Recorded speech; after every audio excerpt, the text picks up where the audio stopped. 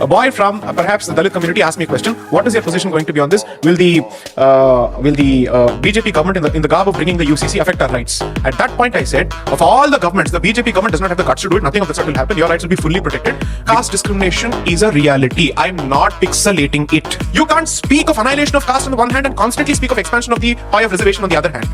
And you can't say that reservation will be given exclusively on birth basis, but you have a problem with Varnashram Dharma on the birth basis. These arguments don't fly. Today you've skewed it so much that the Hindu community is now fighting like rats within itself, amongst itself, as opposed to focusing on external challenges. And that battle has proven itself to be the most important and dangerous battle in the elections of 2024, which according to me is a reflection of the future path of the Congress party. I said this before. They have realized that this is the weak link. They know who does not belong to the Muslim identity. They know who does not belong to the Christian identity. Whereas we are the ones saying, Jo bhi yahan pe paida hua, Hindu hai. So when you speak of caste discrimination, typically the conventional narrative is a one-way street.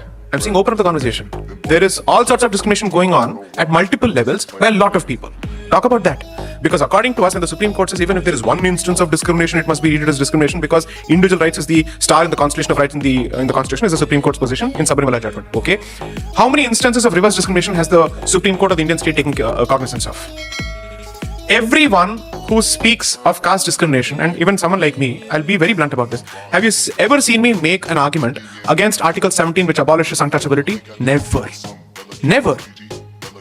I have not even sought to bring any justifications to say, no, this article needs to go.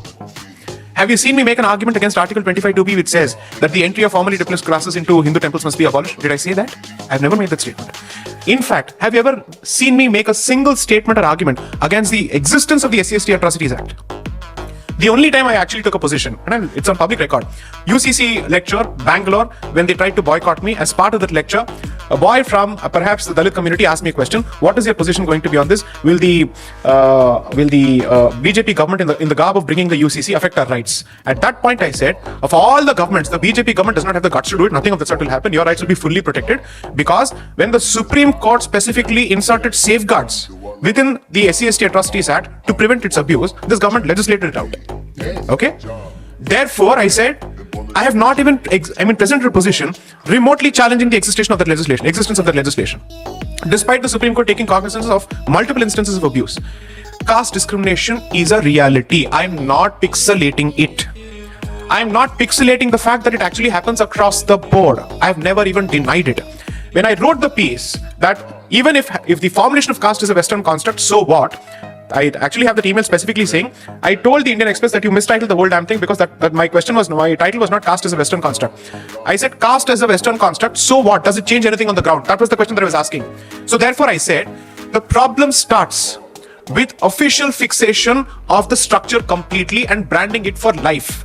That means once you enter a certain category, you're stuck with that for the rest of your life. When in fact, the movement and mobility of jatis has been different prior to its official fixation by the British man. That's where I was coming from. Now, let's assume for a moment you say, but still caste discrimination or Varna Jati discrimination existed before. Allow me to say this. Discrimination of all forms has always existed. The fact that you choose to focus your discriminatory lens exclusively on caste gives the distinct impression that all of the social structures are free of discrimination. So, gender discrimination exists. Yes or no? It happens now both ways thanks to 498A. Right? Now in such a situation, shall we destroy the concept of genders altogether? But the left is already doing it, is what I've said. That's what they're saying. Right? Religions also discriminate against each or between each other. For the most part. What do you want to do? Every identity will create the concept of them and us. Then you should have a fundamental problem with the concept of identity itself. Let's start by saying Vasudhaiva Kutumbakam, therefore there's no concept of family also. Because then my family, your family. What are you expected to do? I would have expected the Indian state to hit the reset button on the manner in which Indian social structure has been represented by the colonial establishment in 1947 and change the whole damn thing by saying present facts, don't pixelate anything, but don't magnify or exaggerate something. That is the position you should have taken. And that goes with the caveat, certainly have the Atrocities Act, certainly have the provision with respect to abolition of untouchability, certainly have the provision with respect to entry of formally displaced classes into temples, have all of that. I will even go to the extent of saying so for whatever period. Reservation as a formula, if it is meant to actually address certain grievances, retain that but don't expand it beyond that. But what has happened over the years after the Mandal Commission? It has only seen the Mandalization of the Hindu community, not consultation of the Hindu community. It hasn't. You can't speak of annihilation of caste on the one hand and constantly speak of expansion of the pie of reservation on the other hand. And you can't say that reservation will be given exclusively on birth basis, but you have a problem with Varnashrama Dharma on the birth basis. These arguments don't fly. That means you will pick and choose a certain argument to hit out at a certain system, but you will retain everything else that you get by way for benefit thanks to the very same system. That can't happen. That can't happen. That means you're therefore saying the existing status quo works fantastically for me because a certain piece of literature helps me constantly guilt trip you, and the benefits that come out of the guilt tripping will continue in the constitutional form. How fair is this? The very same set of people don't get to talk about caste annihilation because their entire electoral arithmetic starts and ends with jati. The day you stop it, you get to pontificate to others. But as long as you're pontificating to us on jati, and you're also having jati-based calculus for electoral tickets and ticket distribution and how do people vote, you don't get to speak of samajik nyaya and social justice at all. You're the last person who should pontificate the rest of us on the subject. I am never going to say don't speak of discrimination. I've never said that. I will never say that. Go for military measures, but somewhere strike a balance. Somewhere strike a balance. Today you've skewed it so much that the Hindu community is now fighting like rats within itself, amongst itself, as opposed to focusing on external challenges. And that battle has proven itself to be the most important and dangerous battle in the elections of 2024, which according to me is a reflection of the future path of the Congress party. I said this before. That they've realized that this is the weak link.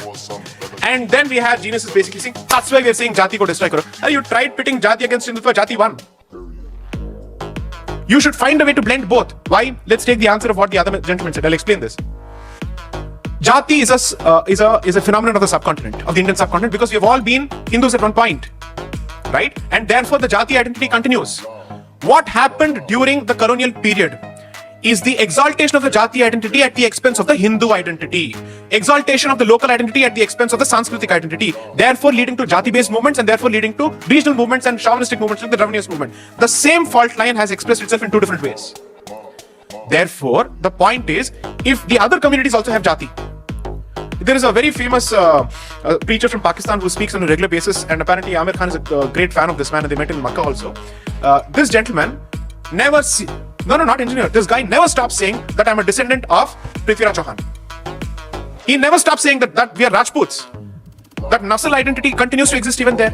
You're telling me that there are no caste-based churches in Goa or in Andhra Pradesh or in Telangana? Of course they are there. But why is it that they are not suffering from divisions?